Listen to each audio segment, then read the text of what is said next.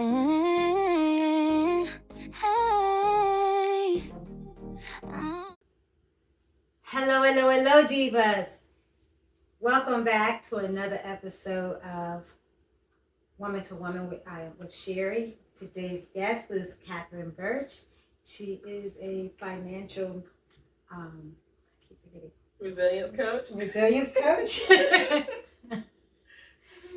And she's going to speak to you. We're going to be speaking with her today about number one, her new book, which is Then Life Tilted, as well as just her profession and part of her journey. But before we get started, Catherine, if you'd like to tell us something about yourself, go ahead. I am a financial resilience coach, and I have been in personal finance for 25 years. I've done a variety of I've worked in a variety of different spaces, working with people, whether it was in mortgages, auto finance, student loans, debt management, credit management, foreclosures, bankruptcy. I kind of been in all these different spaces, including if you need to deal with hardship. Working in all those different spaces, I've always found that there was this space where I wanted to be available to help people improve handling their money, but without having to feel judged or shamed as they go about it. Okay, that's awesome. Okay, so before we get into your services, let me ask you, what inspired you to write your book? What inspired me, this has been a while, but what inspired me to write the book was I actually had the idea for a while. I've been saying I was going to be writing a book. I've been taking notes, but the inspiration came from you to really get it going and stuff.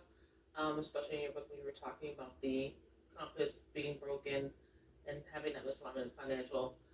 So it was enough to say, okay, it's time, because that was a sign for me. Okay, that's awesome. Well, I'm honored. So in one or two sentences, for someone who's never heard about your book or anything before, or even your story, how would you describe your book? It is a not your typical financial book. It is a blend of two different spaces of mindfulness and wellness, and we're talking about money, and it's coming together in one space. But a lot of times we talk about it in separate spaces. If we're going to talk about mindfulness and how we feel and what we go through and experiences in our body and our minds and thoughts, that's usually just one conversation, but we don't usually relate it to money. So I show how they actually come together. Okay, I like that. So when did the idea first come to you? It in the book I explained this has evolved over the years, because in 25 years of everything I've seen from my personal life, my family life, and the people I saw, it kind of evolved over notes that I've taken, and I had slowly been working on this. The book itself started coming to me taking notes it was informal at first, because I was trying to put it in place as a nonprofit program, and I would say that's the first test of most of the concepts I hear was coming from that, and it just kind of evolved over time. That's awesome. So how long did the writing from start to finish? How long was your writing process? I'm gonna just leave out the journaling part of it. The official writing was about a month after I went to your book signing in January, I believe it was. December, actually. Yeah, December of last year. Okay. So I was here about February, March, till I finally had everything together in July. Awesome. Where because I had already had a lot of stuff. It was just sort of just putting it into place. And making it trying to make it all run together. It's a lot of thought. It is draining, right? I tell anybody I talk to, I was like, I did not know how exhausting writing a book is. It's the mental. Yeah. Oh my gosh, I was so tired. I was like, wow, so it's done though. You're writing and then you go to sleep, you're still dreaming about it, and you wake up, it's still in your head. So you never get to put it down. Right. So you don't. you don't. Trust me. My book has been out since December, and I'm still always something. So yeah, I get exactly what you're saying. You don't. What were some of the biggest challenges you faced while writing the book? The biggest one was knowing what to leave out. I'm naturally a person who likes to share. I use analogies and tell stories, but that biggest part was how do I make sure I'm giving you what you need, but also not giving you too much, because I have to find this balance, because I don't want to write and harm somebody, right, who might be overwhelmed, and I'm trying to walk and imagine myself that I'm in front of somebody and I'm vomiting my thing out. I'm giving you too much. I don't have nobody there to tell me, pull back. I don't have nobody have that. Yeah. So that was probably one of the difficult parts when it comes to actually just writing it itself. And the other side was just myself. Getting in the way sometimes of thinking that no one's going to Yeah. And that was a big thing for me too, because when I was doing, before I even did my book, like I said, I battled like you for a while, and then honestly, mine came down to my husband just one day, you need to write your book. You need to, sit down and kind of, like I say, as the old people say, kind of like a kick in the butt. So when I sat down and I, started writing it, and everything started pouring out, and it was, but I, like you, had that doubt, like, who really wants to read my story? How is this going to help anybody? And he was like, no, you'd be surprised. And then once I got it out there, the feedback that I got, I was like, like you said, the reviews that you get, and you're like, wow, I impacted somebody. That said, being that we're talking about reviews, how is the book? The book has been released now since August 5th. How's that going? It's going okay. I have been slow for myself to get out and push. My husband is the one been pushing.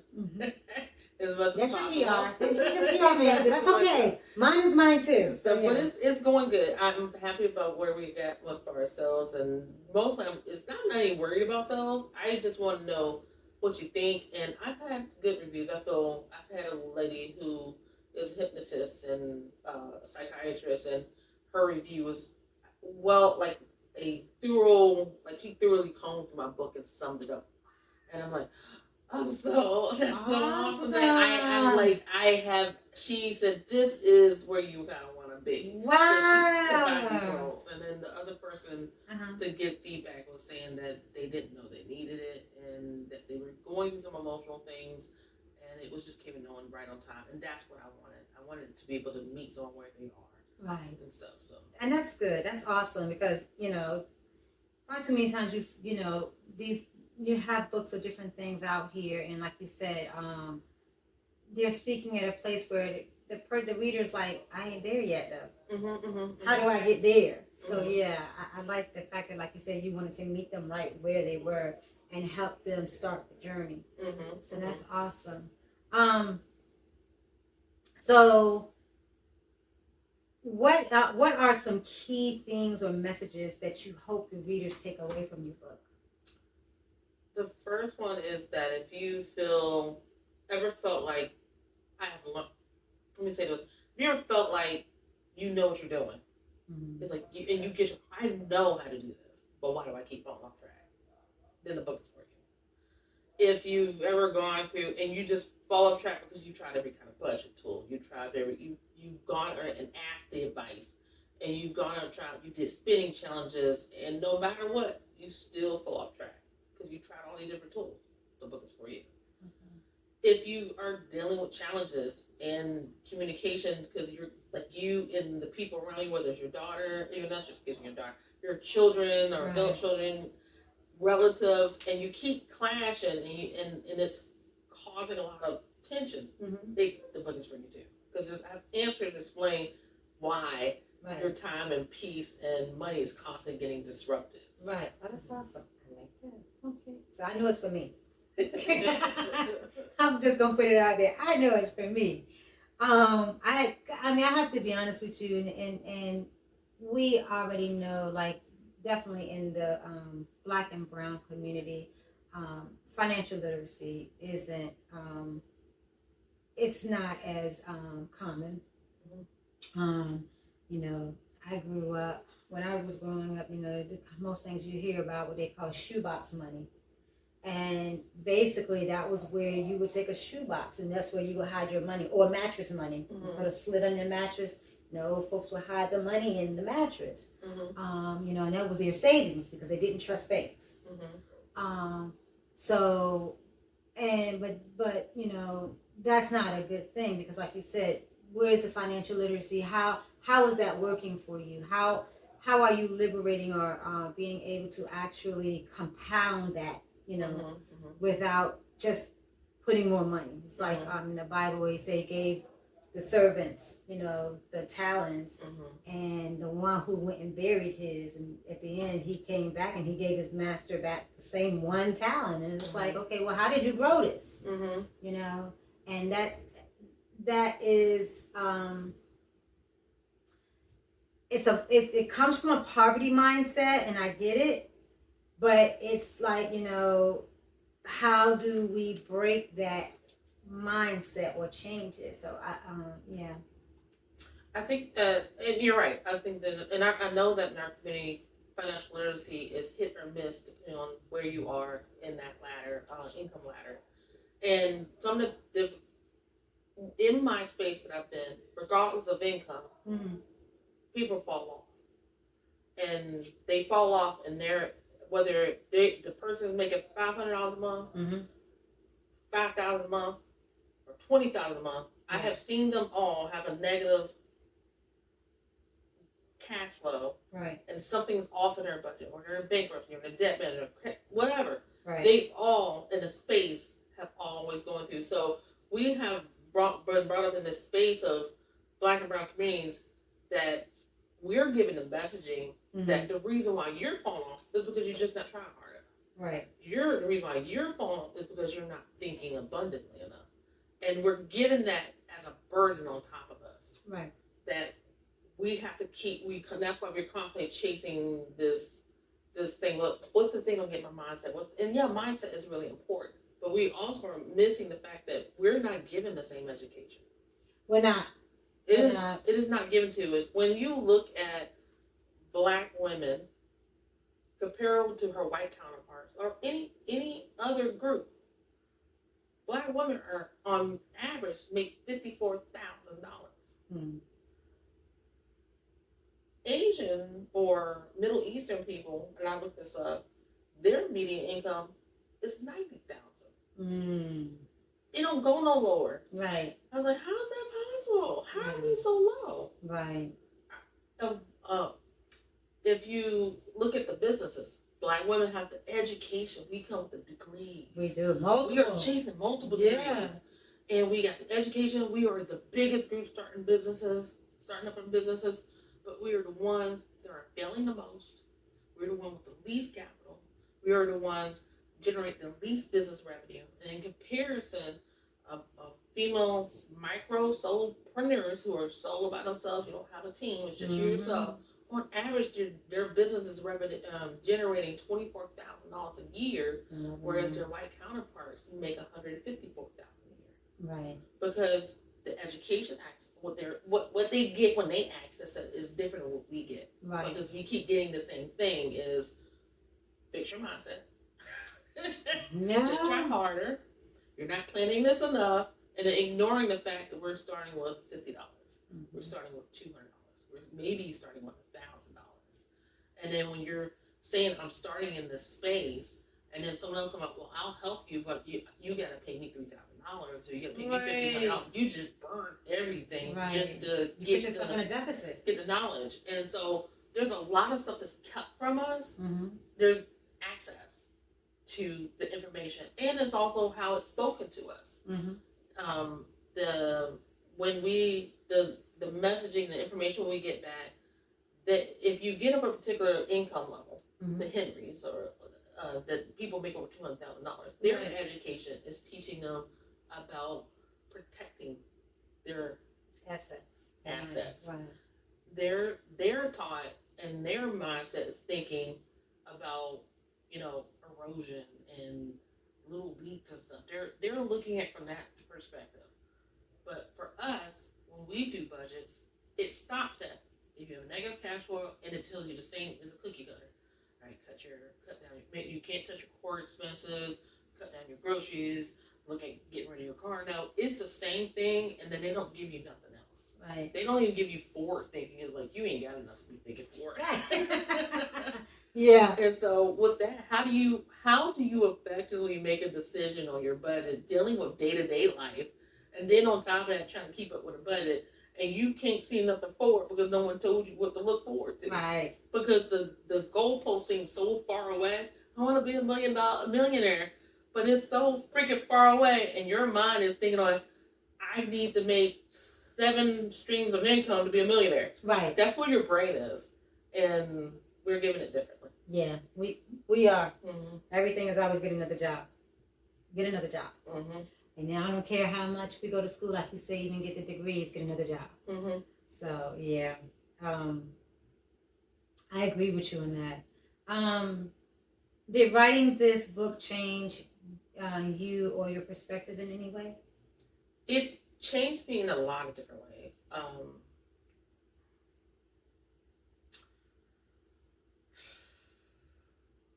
One of it was I exercise things that's in this book. I do exercise it, and as I'm reading it and talking through it and stuff, and talking through it with my husband, and my husband's asking me questions, and I'm like, we have been in the house together. Like, how come you don't know this? Like, why are you asking me? Right. Like, you should know this. And then I realized, as I talk to my daughter, I'm like, I'm helping them, but I'm so close to them, they don't really get it. Right. Because I didn't explain it to them fully. Like, it's just like, well, do this, do that, do this. And I was fixing.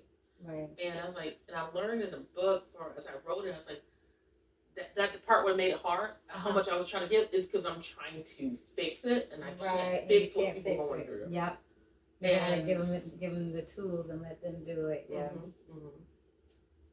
I mean, it's flying on my nerves. I'm so sorry. I hope he doesn't come on camera. He just buzzing and came in. So are there any surprising lessons or insights that you didn't expect when you started writing? My book is a hybrid in terms of a memoir, a novel story, and then the basic, the non-fiction education about concepts and stuff. The lesson I got that came out of it really was the characters. When I wrote my novel side of it, I love my characters. Oh okay. But I learned a lot through my characters because it was sort of like they took a life of their own. It's interesting to write from a novel perspective. Is you don't really control them; they control how it comes out because you're thinking of it from their lens. And as I did that, then I started seeing people in my own life differently. Oh wow! I started like, wait a minute, is that how everybody did that? Is it possible? Right. And there's things I break out called tilts and stuff. It's pattern recognition. And that too is one way to apply it to myself. The one way I'm looking at my husband. There's another thing from the characters as I wrote it and using them to explain, I still started seeing people differently. Wow. And that helped me be even better. Right. When I'm trying to guide my daughter, when I'm trying to guide my husband. Right. It allowed me to be even more calmer in my own space because I saw other sides of me that I didn't see. Okay. I was like, I thought, okay, I'm good, but no, it went deeper. Those uncovered. Yeah. Okay. And I'm gonna go a little what's the name? Because I know we had a conversation before in writing, and some of the unexpected things that came out, even with me, was the emotional experiences, or the emotional feelings that we thought we had put to rest, or that we had overcame, or whatever, came back up. So how was that for you? Well, some of it was through the characters, but the biggest one came at the end. Mm-hmm.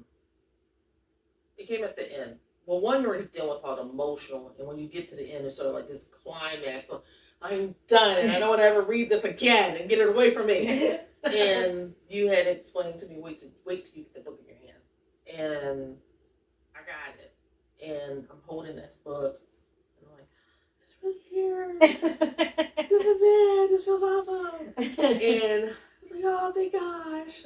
And you know, like almost like a award show that's happening in my head. I want to thank you guys. Yes, that's just going to, but I did not expect that. I only preface this in give context. People always ask me why I wrote Rising Rose, which is the name of the company. I chose not to be my name facing forward. I chose to have a company name facing forward. So why Rising Rose? And I was like, well, you know, because you know, it was cute, and it wasn't anything hardcore that was tied to, and stuff. And you know, in my back of mind, I think my parents, because my mom had a rose garden, and I think my dad plays a part in it, and so I kind of like came up with something, but I did not know that there were more to that. Deep side, like deep. So as I sat there doing the award show in my head, and came to, and I said, and I imagined myself, sometimes visually putting myself in a fort. I do that. I was like, I'm in my set. I wish I could give this to my mother, and to read. But in that time when I'm saying it, I'm thinking, you know, like, look, mom, look what I did. I did put this out there. You'd be proud of me, kind of thing, and stuff.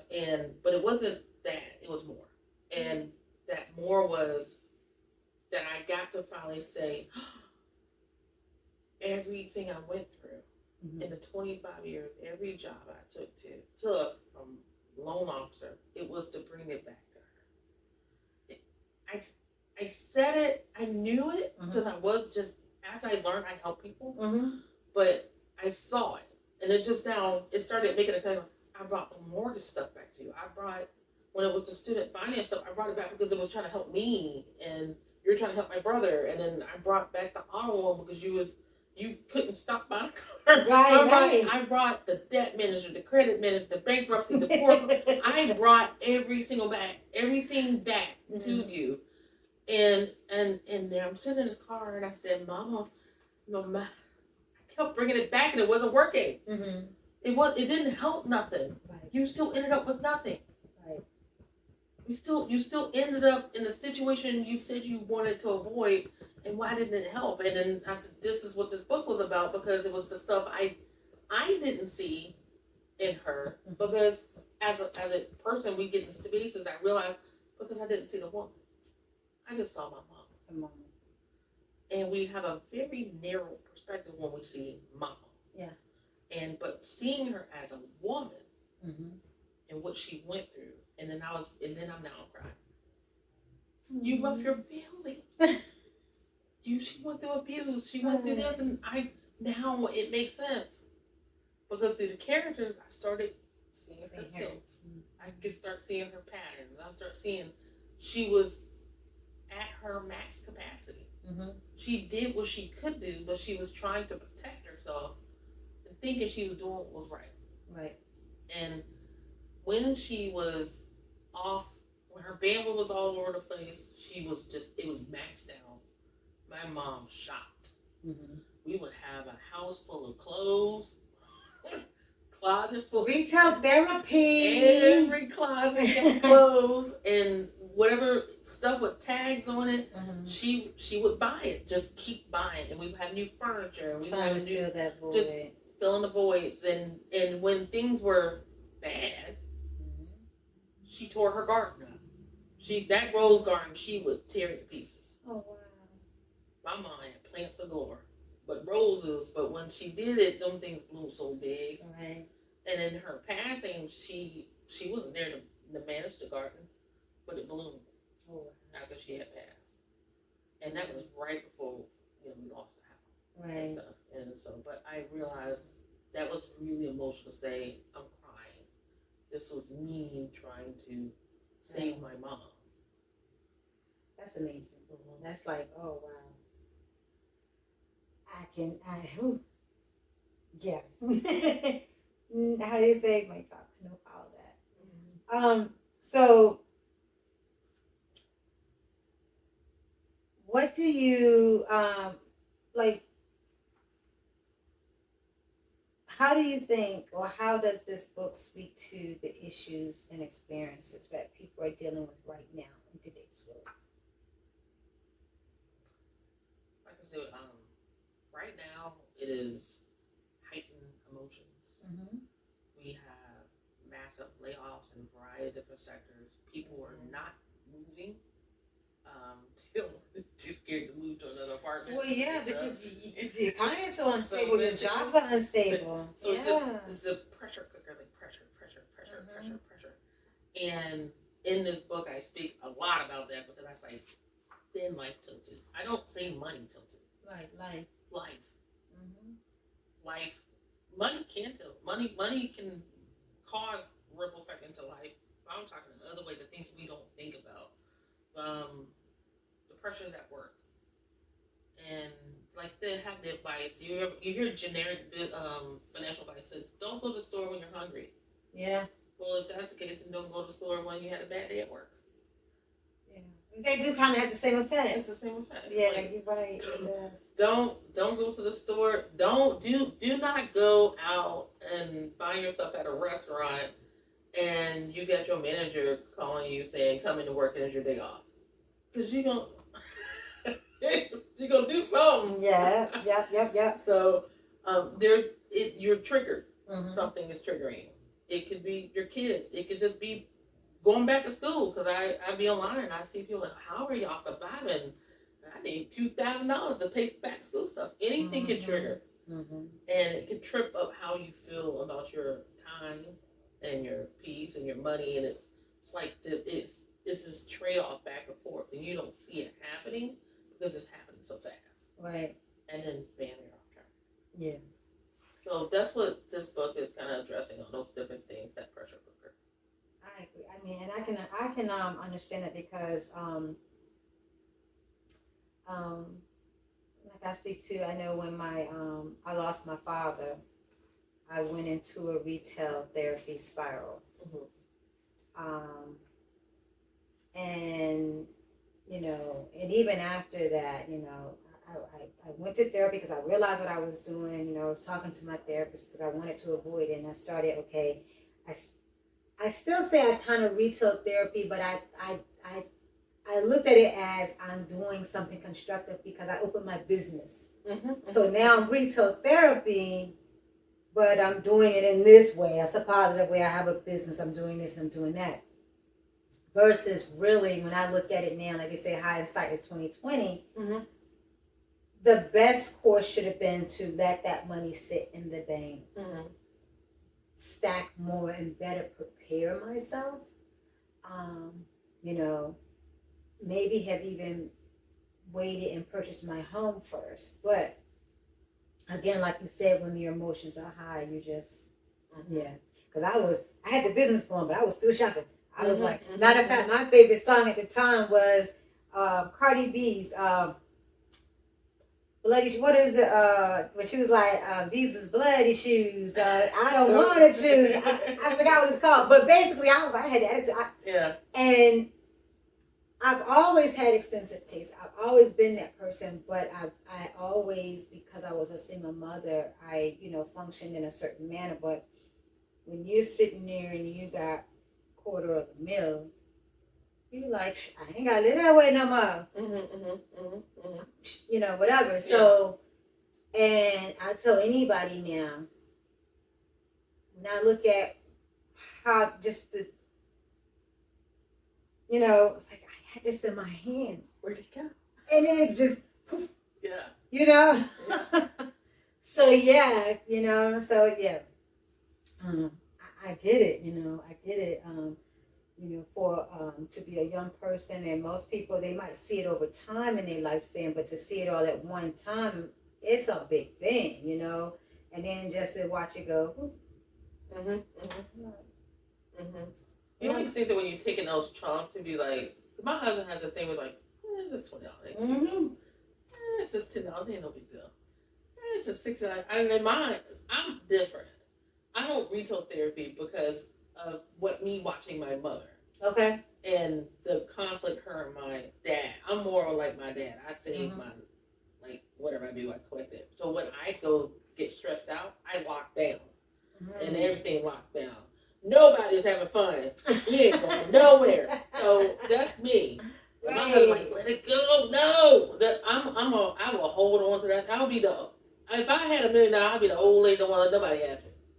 So, you a stingy, I sure am. Well, you know what is so funny? I was listening to, well, I don't know if it was 50 Cent or Jay-Z, but they were dropping some knowledge, and it might not even been them. It might have been Birdman or somebody. And they were talking about how, you know, when you get in that business and stuff and you get that money and you hit that $1 million status, and it was like, and everybody's thinking $1 million is a lot of money. And he gave the most simplest answer. He said, think about it. You're a millionaire. He said, I'm going to show you how quick you can go from being a millionaire to not. Spend $1. He was like, you're no longer a millionaire. And I was like, that's true. Like, I know. And I said, when he put out there, for those who did not catch that, I was like, dang, but when he said it, he's like, $1 million is nothing. He said, spend $1, you're no longer a millionaire. Boom. I was like, wow. He said, matter of fact, you ain't got to spend $1. He said, spend 50 cents. You're no longer a millionaire. And I was like, okay. Yeah, I that is absolutely true. And that's why we can get money, we can get windfalls, we can get our paychecks. It just comes in. It's the fact that you don't know where it's leaking at, and it goes so fast because you're not tracking it. Right. And it just, my husband always say, "Oh, how hard it is to get to $1 million? It ain't about how hard it is. It's about how you don't spend the money." Yeah. How to know it? Yeah. How you say it's not hard to get there. It's hard to keep it. Yeah. How hard it is and to grow it. And how to grow it. Yeah. You got to keep doing. You got to hold on to the money and don't touch it. I grew up on learning because my dad started teaching me personal financial literacy when I was in 4th grade, and that went on. Like, I'm writing checks and learning how to write checks and savings accounts and T-bonds, and he taught me all those different things. And I learned different savings. So I learned to have savings A, savings B, savings C, and when I always expressed it as, if I told you we're broke, I meant I've already tapped savings C. I tapped savings A as the first one. That's just our, regular savings. If I say we broke, that means I'm in savings B. We broke. We are in savings C, and there ain't no more left. Right. And I used to say that in a way to my husband, so he understands. These are my signals to you to let you know how to slow down. That's what financials. Right. Yeah. And my dad always had this thing where, like, you don't even want to touch savings A, but don't even touch B. And B better be an emergency. And C, don't even act like it's there. Pretend it's not there. So my savings C doesn't even exist. It does not exist to me. I don't even know how in this day and age. Look, can you even get a savings A? Yeah.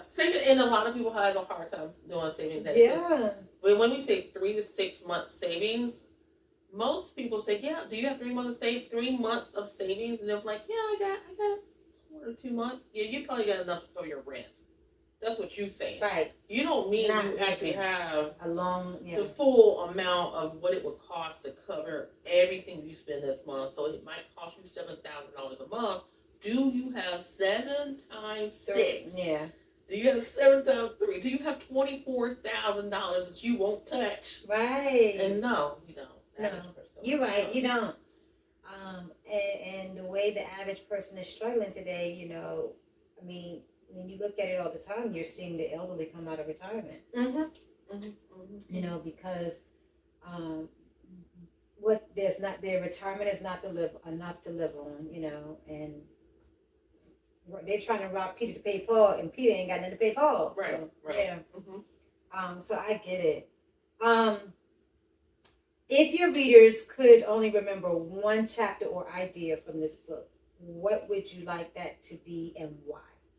I'm going to give 2 ideas. And it starts the beginning. There's 2 parts of the book. This starts the novel and this starts the concept.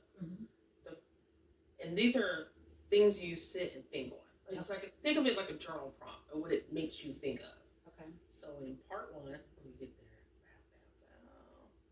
Part 1 is under pressure.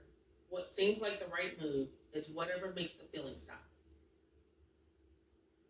And you think about what happens in life when that happens. When are you making a decision? At that moment, it seems like the right thing because you're trying to stop something from happening. Embarrassment, shame,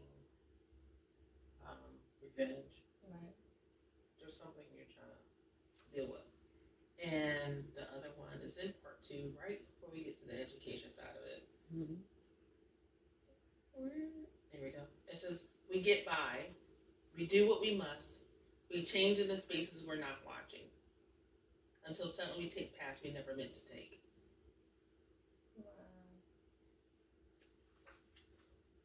Wow. Yeah, we do, don't we? I know I have. Me too. How did I get here? Yeah. I don't remember that turn in the road. we have, it's a lot of times about the story we tell ourselves. And if you don't mind, let me give Go a ahead. story. Yeah. I am coming out of an abusive relationship. Okay. And it's not even recent.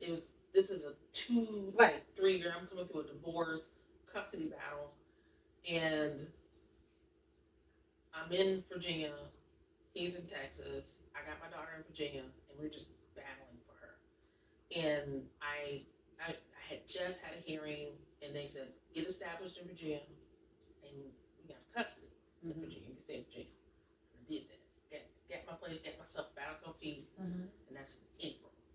No, that was in February. So February and March, okay, then I gotta go back to court in April. I go back to court in April, and I'm sitting there, and all of a sudden he says, I want 0 child support, and you can keep her.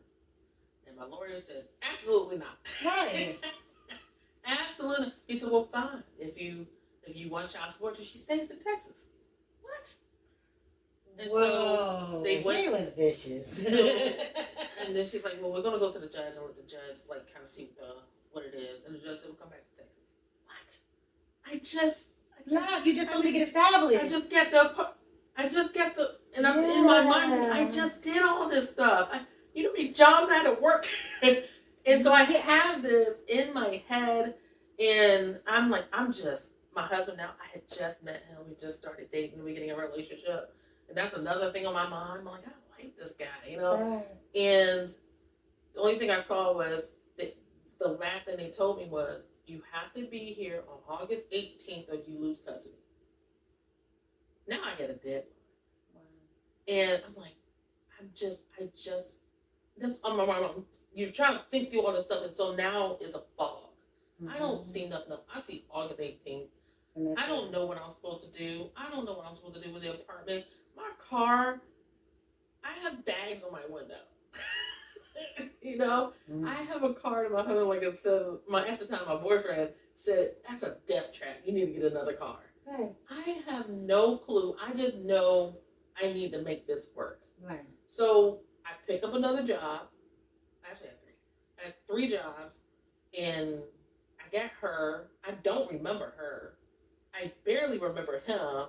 And I have my apartment plus another apartment in Texas. So that I have something to come to. Right. And I'm working on a job transfer, and it's just a blur. And like on autopilot, just doing what you had to do. And I get to Texas, and my job transfer isn't there, and they's like, this is a totally different division. We don't know what you're talking about? And I called back home, and he's like, well, you got to come in because you're supposed to be reporting to work. And I'm like, what? And then when they break it down and explain to him, it took a while for me to understand. I didn't really close that, did I? I didn't do what I was supposed to do to tie the ends to ensure that the transfer happened. I didn't do it. And I'm in my mind, I'm thinking I did do it. Right. And I don't know how I convinced myself I did it. Right. I thought I was going to be able to drive that car all the way across country to Texas because I was about to do it. To my boyfriend at the time was like, no, you're not going to do that. You crazy? You are not going to. And it's like, well, I'll get there anyway. And it's just, it would have exasperated the issue. And when I get to Texas, well, let me just say I got there. He got a car so that I would have something, and he said just make payments on it, and then you could just settle, right? And so he's so sweet. Oh, I see why you made it. And I make the trip, and job transfer falls through. I had used up every bit of my savings to try to do everything. I make it there August 18th. I get her enrolled in the school, and because the job transfer fell through, I have a gap in my rent. And I go to the complex, and I said, look, I had another job lined up. I went to workforce people, and they said they will pay the rent. They just need you to sign the paperwork, accept it. Right. The lady said, well, I guess you're going to be looking for a shelter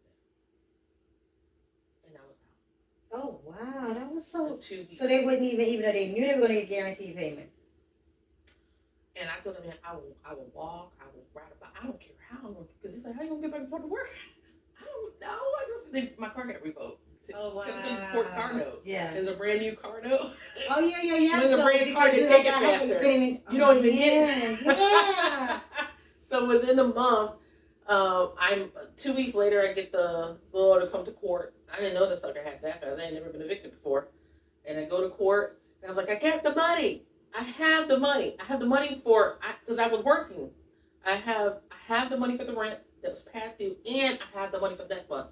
And the judge said, well, if you have the money, then I'm sure you can put it to another apartment. It wasn't just take possession. It was just like literally buy. I didn't know that they could take possession and still let you stay.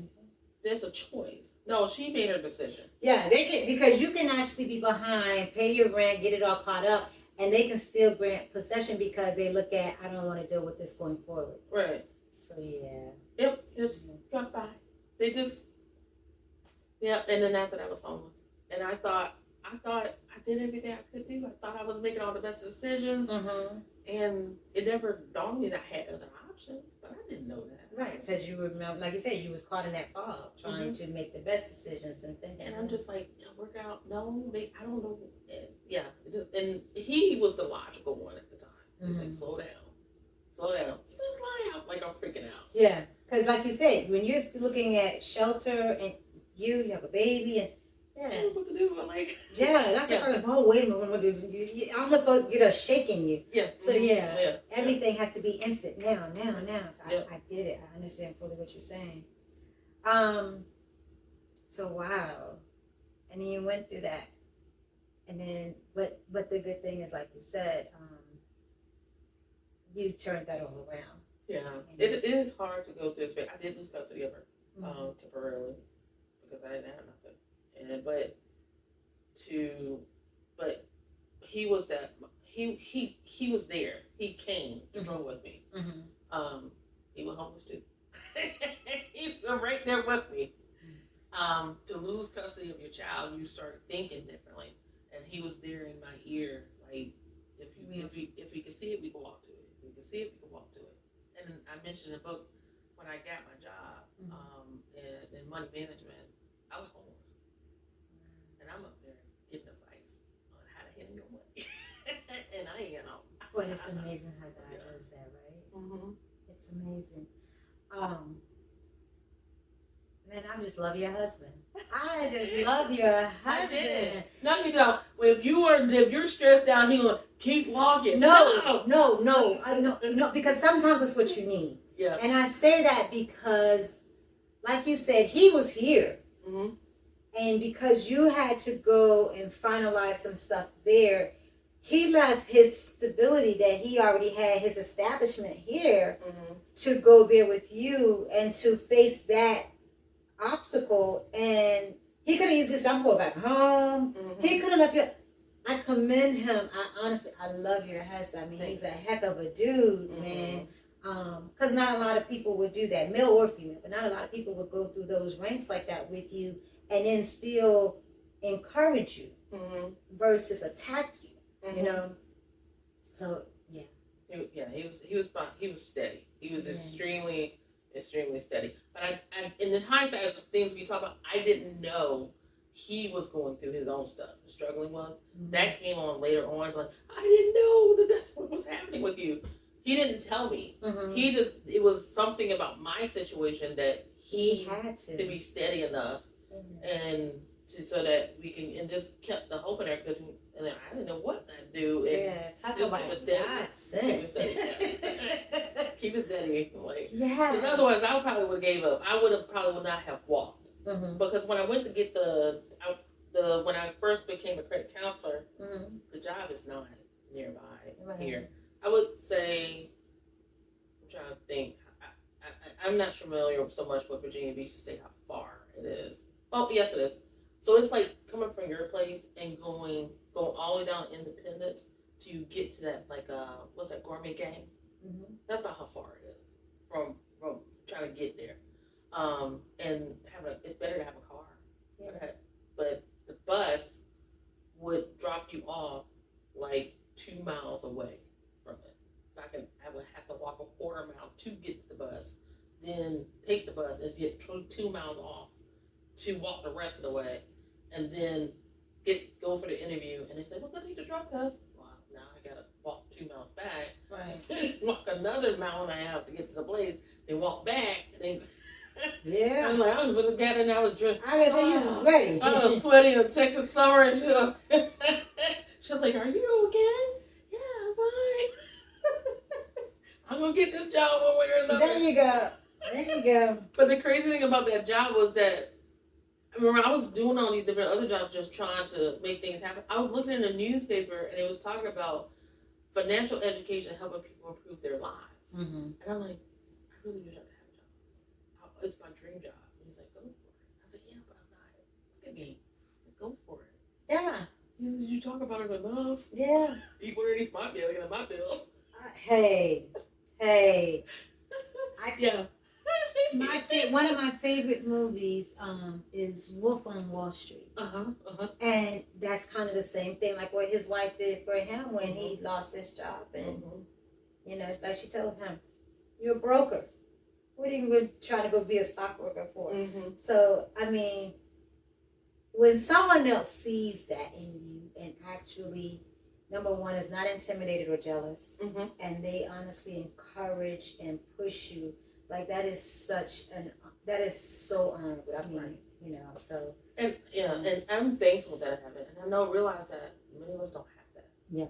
And in the book, I don't say that exclusively, you know, that about us not having it, but it is about knowing how to create that space so that you can think. Because ultimately that was the lesson. Right. I'm using him as a stabilizer. Right. Not knowing I needed the stabilizer. Right. You know, and he's grounding me. He's stabilizing me. He's putting himself between the situation and my emotions. So there's time that's like, she needs time for logic. My situation was so intense. It's so much chaos. Sometimes, you know, for what I talk, it's not enough. You need somebody else to interject so that you can hold on. Right. And stuff, because the currents are so strong, like a rip current. And but this is about giving that space. Wow, that's awesome. Yeah. So, were there any chapters that didn't make the final cut? Yeah, that's a book too. Okay, there you go. Because like I was stuck on the fact that the part I struggled here, it wasn't that much of a struggle with. I'm telling a story about these people, but there's no ending. It's left open. Gotcha. And when I was going to editors, like, well, you have to close it, you have to do this, you have to do that, because you don't want to leave it open because the people feel this way. I said, but life don't happen that way. Yeah, that's true. And I'm talking about something specific, so I have to. I want to. The editor that I was working with, we went through a lot of condensing, but I felt we cut too much. I lost some stuff, and it was right at June. I was like, that's it. I'm putting it back in because I felt like on the parts that we cut back on, between the memoir and the part 2 was cut back too much, and the characters was not like, it just wasn't what I wanted to be. No, I'm sorry, it was too opposite. It was too fluff, too much on the other side. I don't want to overwhelm people with information. I want you to focus on feeling. And so when I'm leaving them open, is because I'm talking about a specific moment. The moment, and that's when Thin Life tilted. I'm catching that part. I was good until I went to court. I was good until I got to the apartment and found out the transfer didn't happen. I was good until there's other stuff going on, and it's going. I mean, everything you ever had so much stuff that at least I have this, and that thing is gone. Oh yeah. They say shh, knock on wood. Yeah. So that Then Life tilted is that moment. Right. The moment when something shifts, and now you're having to make a decision. Right. And it could take you off track. And you don't know it's going to take you off track because you're just trying to protect yourself. Right. No, I get that. Lord knows I do. Yeah. That too, no. So what are some of the things about the book that only close friends or insiders would know? They know, most people know that everyone know I've done money. I've done money. So that's one. So they know about the baby, but they don't a lot of people don't know that hard decision that me and him had to make when it came to and I don't go in detail about it necessarily in the book. I kind of hint on it that there was a major shift. A lot of people don't know how much we went through because it happened so fast. What happened to us? We went through in 2022. We had to share with stuff, but a lot of people don't know that side of it. That something happened, but no one knows really what happened. Right. So they thought we was good because we said we was good. Right. I get it. So now, looking forward, looking ahead, what projects are we working on, either book related or business related? The book itself is mirrored after something I test piloted before, which was Movie and Money Talk. Movie and Money Talk is where I take a movie from their lens and we talk about their emotions and their feelings, and I show how it impacts your life. I mean, your money. Same thing in here. And so it's just really chill. And so that's the next thing, those are going to be free events when I start those back up. Awesome. So it's going to be online. You come, you watch a movie, and we talk about it. Okay. And that's just sort of just kind of get people in a comfortable space of really just feeling it. The same way how I read through the stories or work with characters so much, I started seeing more. Okay. And you come as many times as you want, and you might see something about yourself. You might see somebody in your life.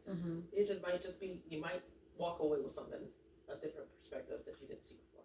That's awesome. I like that. Because a lot of times, like you said, sometimes we need that distraction. I find certain topics, depending on how relatable it is to me, sometimes, like you said, it does take me putting it in a different, something different, like you said, maybe relating it fictionally or, music or whatever it is for me to actually get what I need to get from it to benefit myself. So yeah, and I like the fact that you do that because, like for me, I'm a big cartoon person. Yes, I'm that person. give me the illuminations and the minions and all of them. Mm-hmm. So for me, now I can pull a lesson from anything that I watch, Mm-hmm. but humor.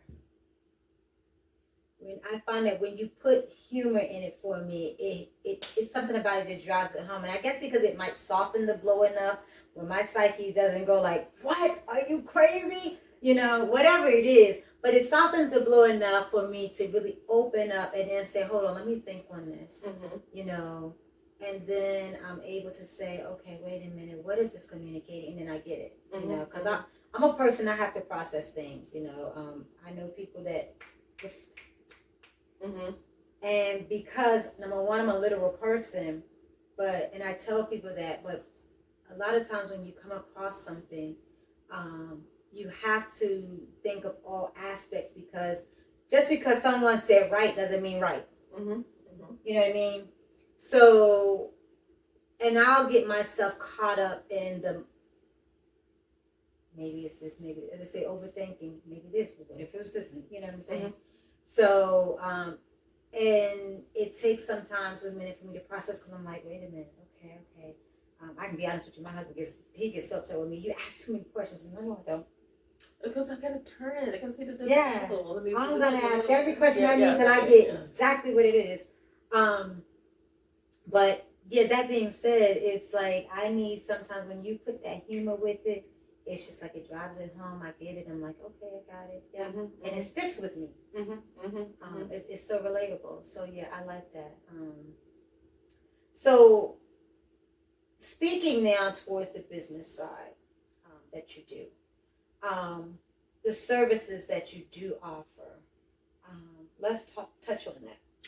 Then the movie when we talk, like I said, there's free events, one-on-one sessions. I would love to get in a position where I'm working with local groups to, or whether nonprofits or not, to do workshops is what I prefer to do. So for education wise, start doing financial literacy, but I approach it differently through the lens of being capacity and dignity first. And that means just I'm removing some things that you're used to hearing a lot out there and change the way you're sort of thinking about yourself in terms of your relationship with your money. And that's what I'm working towards for workshops. So I don't have anything yet, but that's what I'm working on. It's a dignity first workshop with financial literacy. And then one-on-one, my one-on-one is about being capacity aligned and finding your flow and fitting it to your flow. Because as I talk about in the book, we're triggered differently because of how it kind of draws on time, peace, and money to ourselves. And we have different capacity bandwidths in our both mentally and emotionally, and it's manifested differently. Okay. We also have different energy levels of how we work. Maybe you work better in the daytime, you work at night. Right. And so depending on where you are, I want to make sure that if I'm going to create a budget system to you, it's going to customize to where you are right now. Okay. So I'm going to be kind of have a conversation and try to see where you are capacity. What are you likely? What are your tilt patterns that you've identified from reading the book? Because I need you to tell me. Right. And then the budget, you tell me what you think is going to work better, and I make my suggestions. Because I found that in the years that I've worked, when we talk about budgets, you sit down with somebody, sit down, and they've done the comprehensive budget with you, and then they're like, well, cut this back, do this, and it's not really, it's prescriptive in a way that you sort of, okay, I know I'm supposed to do that, but and then life hits. So you don't stick to it. But I want you to be able to come into a playground for you to choose, here's you need $162 to save. Where do you want the $160 to come from? How do you do it? Right. And then I'm going to create the budget and the plan for you based off where we've established where your capacity is right now, based off where we've established what your risks are, how you likely behave with your money, and then from that we go forward. Right. Okay. I like that. So right now, are you focused more on personal finance, business finance? Are you maybe dividing between the two? How does that? I'm going to allow that to come to me organically and offer it as well. And a lot of times, I would love to just what we do in personal, we'll do in business. Okay. So a lot of times I found as I work with people and seeing is that a lot of people don't know what their business is making. They could tell you in general what they might make it. They either could tell you how much they made overall just as gross, and they really don't know what's happening in the business, or they know how much they took home from that. Like I got this much money this month, but I really still don't know what's in the middle. Right. And they're commingling the two. You're not supposed to do it, but we're still doing. You probably did put that on your personal credit card, didn't you? You did swipe that on your business card, didn't you? Yeah, so they're commingling it, and that is because they don't have a really good system to. One, if you're struggling to build a savings, then you're gonna struggle to not touch your business. That's true. And if you're struggling in those areas, the idea of even doing a business plan in the first place and doing your financial projections likely is not going to be as effective. Wow. So I want to be able to try to swipe across to help clean that up a little bit, because I am a certified bookkeeper, and get you started, and then have that clean slate, and then get you in a position that we can write out your business plan, get your projections right, and then we can set that plan on how to protect your personal money from your business and how to keep your business from creeping back into your personal. Oh wow, that's awesome. See, that's why we don't talk. And let's talk about, because you also have grant writing experience and knowledge and everything, skill set. So what was that like? Because it started when I was a kid. I would say teenager. I started going to I started going to grant writing training and seminars when I'm like 17, 18.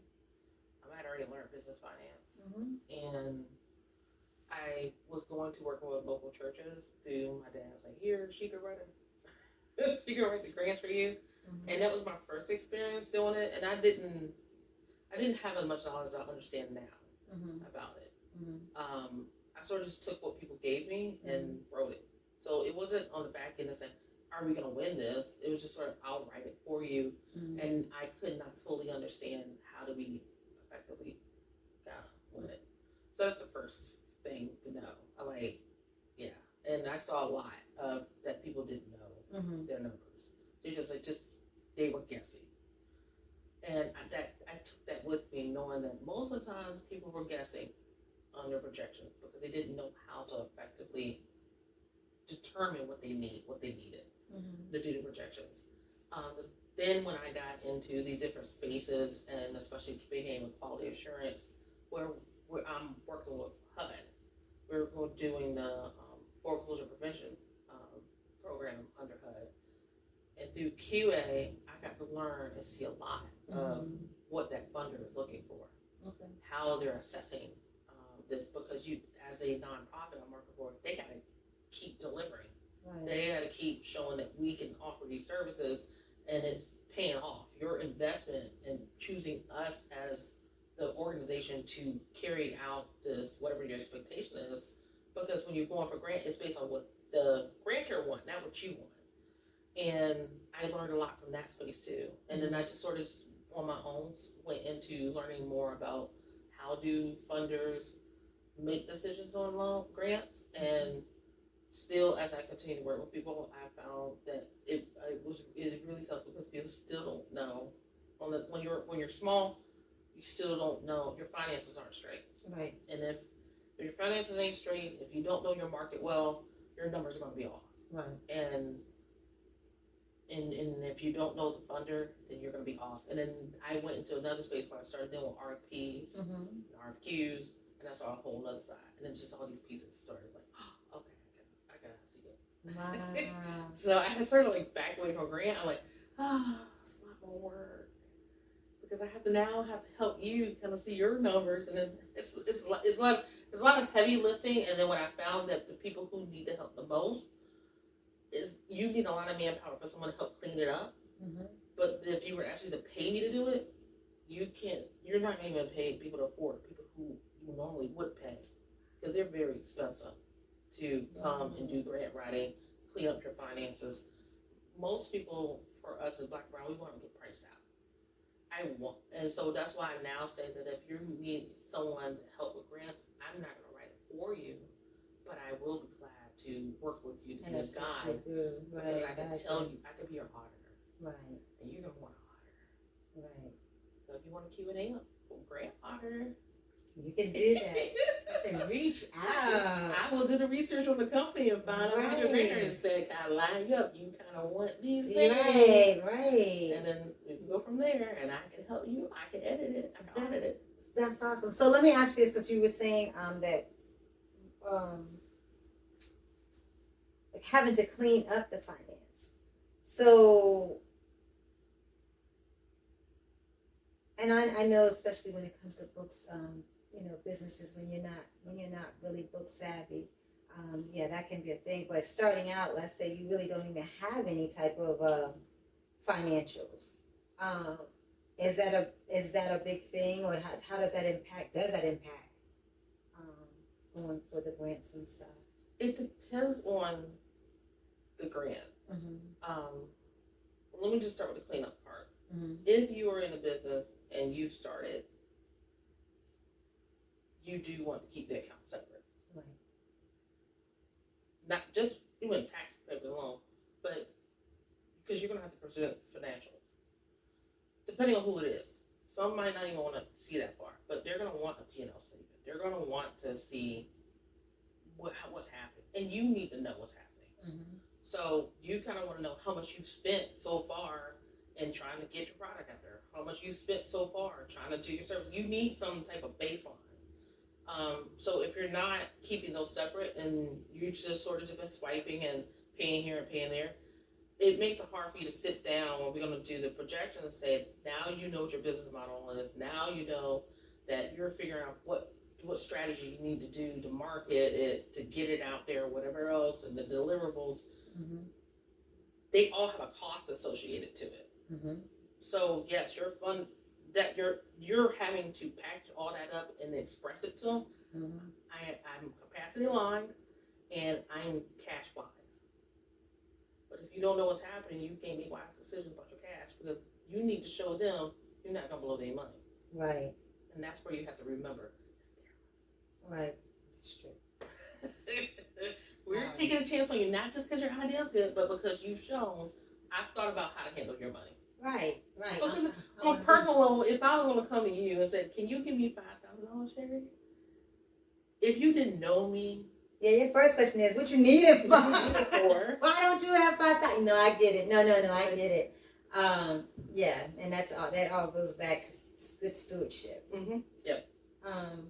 So, are you going to be conducting workshops, or I mean, you talked about the movie thing, but my goal is I would love to be able to workshop. I'm still on the works of trying to get out there and get the door open. That's all. But as far as like people calling me to schedule, say, hey, I want to do a one-on-one, and I want to talk about my business. I want to talk about what I'm going through. I want to get the book.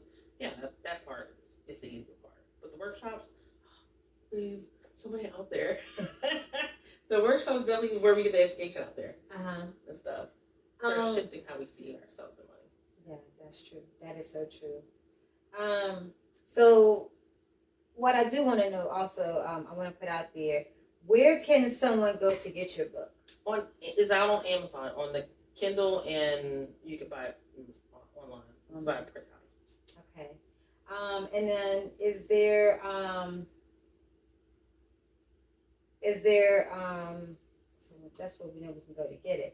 I'm sorry, I had to just completely lost me, my whole thought. And then if someone wants to get in contact with you, my business is Rising Rose, and that's www.rising rose.co for company co.com. Okay. Honestly, I mean, Catherine, I can't thank you enough for coming on and speaking to your book, your experience, also your business, and what you do. It's been, when unfortunately we don't have most times we don't have good conversations about finances. But I really enjoy because, there was a lot that you just spoke in here, even in the personal, and I already know in the business that I'm going to need. But there's just so much that you spoke on that honestly, I think it's enough for like food for thought to think, okay, how am I getting my finances together? And, where am I, as you say, bleeding? And where can I stop the bleeding, and how can I improve and have my finances work for me?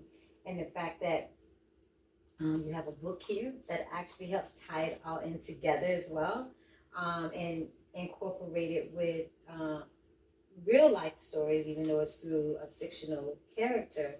I think that is awesome. So we're definitely keeping in touch, and we want to follow up. And if you guys would like more information, please reach out to Catherine.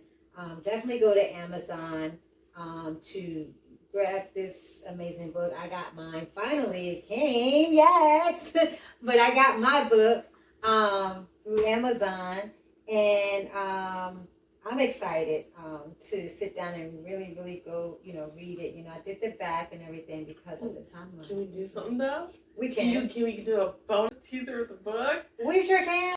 I pushed aside the mental alert and reminded me that my phone had buzzed earlier with the notice about checking account plummeting below $200, like that mattered.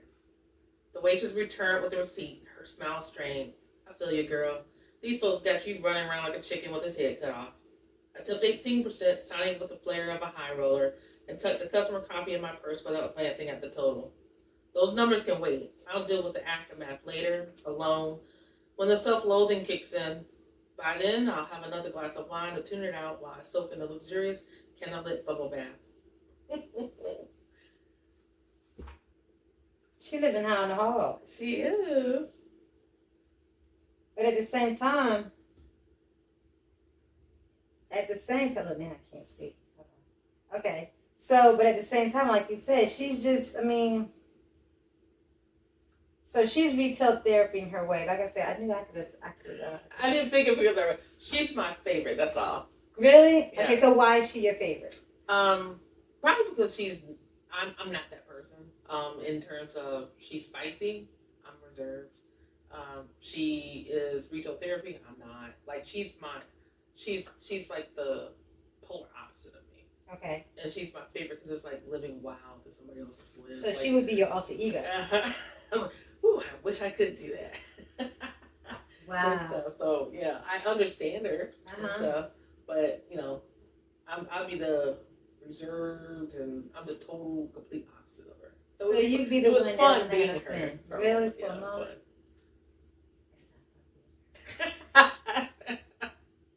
So what you think? I love it, but yeah, being her keeps you on pins and needles. And I say that because I have lived her, and it wasn't a good feeling. Like you said, doing all that, but then at the end, you sitting there, you praying, Lord, don't let this get cut off, whatever it is. And yeah, so your stomach is always in knots.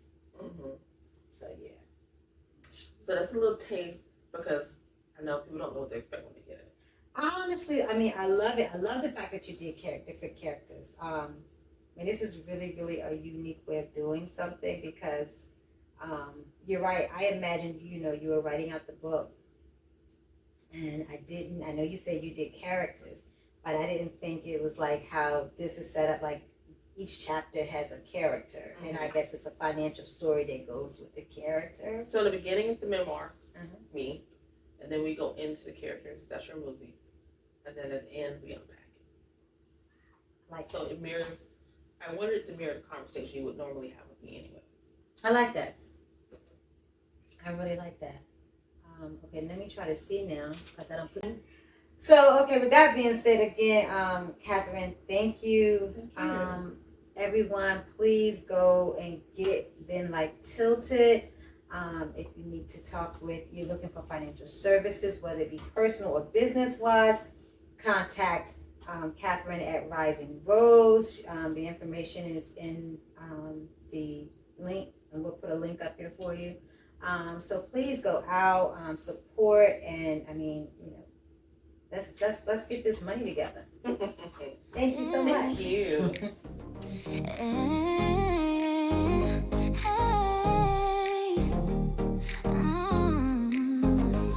I see your crown, sis, don't you hide it. You've been through storms, but look, you survived it.